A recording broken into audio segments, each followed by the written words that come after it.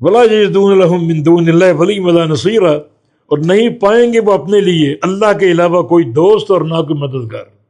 اللہ ہی ہے جس کی دوستی تم کو نفع دے گی، اور اللہ ہی ہے جس کی مدد تمہیں فائدہ دے گی۔ اللہ کے علاوہ نہ کوئی دوست ہوگا، نہ کوئی مددگار ہوگا، اور نہ کوئی بچانے والا ہوگا۔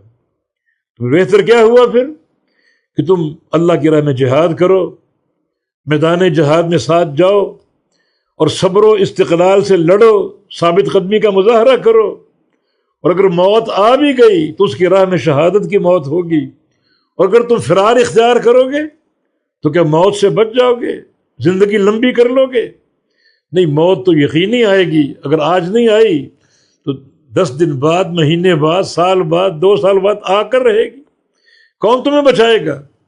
تو اللہ تعالیٰ کے ساتھ تعلق رکھو، اس کے ساتھ رابطہ رکھو۔ فرمایا کہ قل من ذا الذی یعصمکم من اللہ، کہہ دیجئے کون ہے وہ جو تمہیں بچائے گا اللہ تعالیٰ سے، ان اراد بکم سوءا، اگر ارادہ کر لے تمہارے ساتھ برائی کا، او اراد بکم رحمہ، یا ارادہ کر لے تمہارے ساتھ رحمت کا۔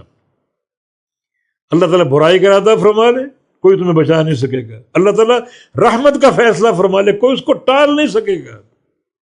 اس رحمت سے تمہیں کوئی دور نہیں کر سکے گا۔ پھر بجائے اس کے کہ تم اللہ تعالیٰ کی طرف سے ان آزمائشوں میں داخل ہو، اس کی رحمت کی امید رکھو اور اس کی رحمت کو حاصل کرنے کی کوشش کرو۔ وَلَا يَجِدُونَ لَهُم مِّن دُونِ اللَّهِ وَلِيًّا وَلَا نَصِيرًا، اور نہیں پائیں گے وہ اپنے لیے اللہ کے علاوہ کوئی دوست اور نہ کوئی مدد کرنے والا۔